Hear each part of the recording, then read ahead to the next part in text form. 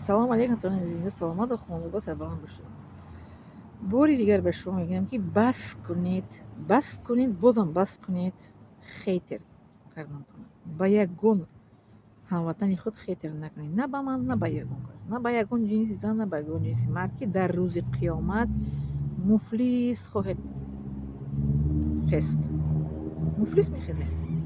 یک کس از شما آزار میتین، در عزت نفس یک کس میرسید، شما فکر میکنید که این چیز شما به جواب میمونه؟ به جواب نمیمونه. میگو گندم کشتی گندم میگیری، جو کشتی جو میگیری. یگان کسی خطر نکنید، نه زن رو نه مرد رو، نه یگان رقاصه رو نه یگان سراینده رو، نه یگان چی میگن کسمتولوگ رو، نه یگان معلمه که کارآمد میکنه بیرون بی سطر رو، نه سطردار رو، نه ریشدار نه بیریش. یگان کسی خطر نکنید.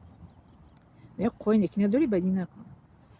همه قدم زدگی ما، چیزی که ما با دست میگیریم، چیزی که با چشم میبینیم، چیزی که ببینیم بو میکشیم، با زبان تلفظ میکنیم، خب این در سوره یاسین آمده است که همه این رو ملائکه دست راست چپ ما مینویسند، در دفتر اعمال ما در خزینه نزد الله تعالی برده میمونند تا روزی که ما از دنیا میگذریم. روزی که ما از دنیا گذشتیم، خوش آمدید به جای حساب کتاب. در آن جای حساب کتاب شما برای این خاطر میکردگی بسیار وزنین است. الله تعالی بخشنده است، توبه کنندگان رو دوست می‌دارد. در آیه 220 سوره البقره آمده است که به درستی که خداوند توبه کنندگان رو دوست می‌دارد. کسی که از شما کسی خطی کرده باشد که توبه کنید، در نزد خداوند برگردید. بخشش پرسید از همون انسان‌هایی که شما خطی کرده اید. بخشش پرسید. پیش از دنیا گذشتنتون نباشد سوال جوابتون در اون دنیا وزنین است. فهمیدین؟ هیچ کس حق نداره به کسی گوید که تو چی به حجاب نمیپوشی، تو چی به سطر نمیپوشی. هیچ کس حق نداره کسی را بگوید. فهمیدین؟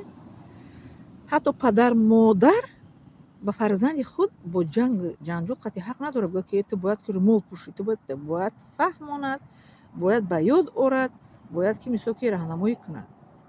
دین اسلام مجبوری اومدگی نیست. پیغمبر ما اومده گفتگی است ای بیا ایمان بیارید، ای بیا ریشمون، ای بیا حجاب پوشید.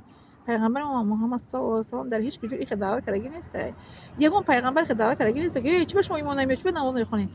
نیست در دین ایمان خیر، در دین اسلام خیلی بابزنی نیست. شما یک جو که شما رو که حق داده. من در این عرفه ویدیو میکنم که شما حق نداره که به دین اسلام گپ زنید. یک شما دین اسلام خیلی برآمده بود که همون شوگیردی واجیمه که قانون پوشیدگی خودم قطعی گپ میزنید. نه چی با تو سطر نمیپوشی، تو چی به طرفی من چی میگن، چی به تو رومال سفید نمیپوشی. به تا دیگه میگه که بیا رومال تیم تا رومال تو بزیبه بر رومال میکردی چه رومال بزیبه. من این رومال قطعی یک سال نمیخواد ویدیو میکنم، نمی یک سال میشه نمیخواد این کپتان قپو پیش برده ویدیو میکنم. گپ داشتی چخالی که خودم خیلی ویدیو میکنم. این اودیتوری من سایت من چگونه که خودم خیلی ویدیو میمونم. هیچ کس حق نداره داری چی میگن چیزی لیش نیست من درایا. فهمیدین؟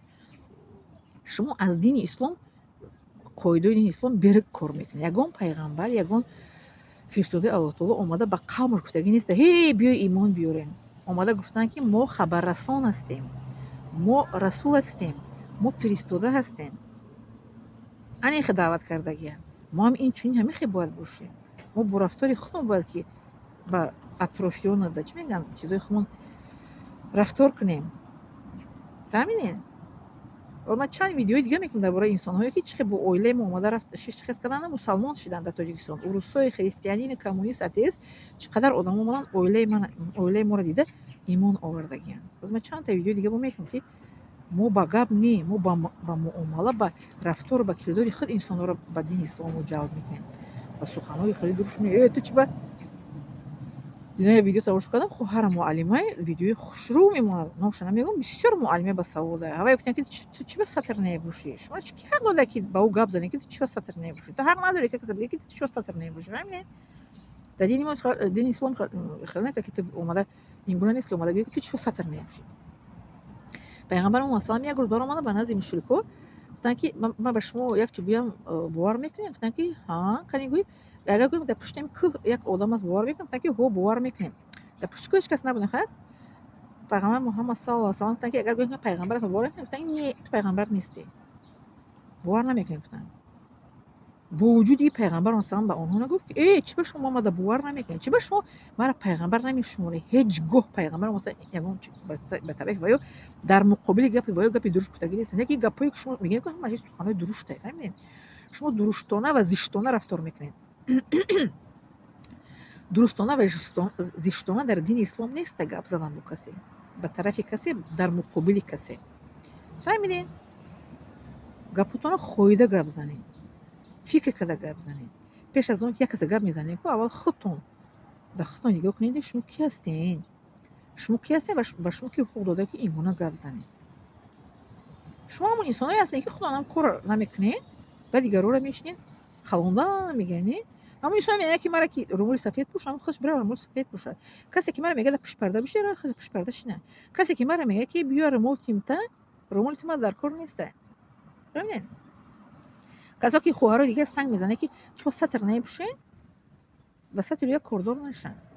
میگه که بخری بور نداره، با بخری چیکار داره؟ در حدیث پیغمبر محمد صلی الله علیه و آله میگه که از اخلاق خوب مسلمان این است که به حالش میگذاره چیزی که با او دخل نداره. فهمیدین؟ در حدیث دیگه اومد که ایمان شما کامل میشه که وقتی که چیزی که به خودت عیب میداری که به دیگه کسی مورد عیب دار. وقتی که تو میخوای که کسی تو رو نرنجونه، تو رو کپی پس بالانگام نظر سخنهای زشت و درست نمیگه، تو این چنین به کسی دیگه سخنهای زشت و درست تو سبب رنجیدن کسی نشو. فهمیدین؟ هیچ گو به کسی خیتر نکنید. با یگان بلوگر، نه جنسی زن نه جنسی مرد. فهمیدین؟ در روز قیامت مفلس خواهید خست در نزد الله تعالی. این وعده پیغمبر است و وعده قرآن است که در سوره زلزله آمده است که کسی ذره نیکی کند ببیند، کسی ذره بدی کند میبیند. نیادارم شما لایک و подписаться کنید.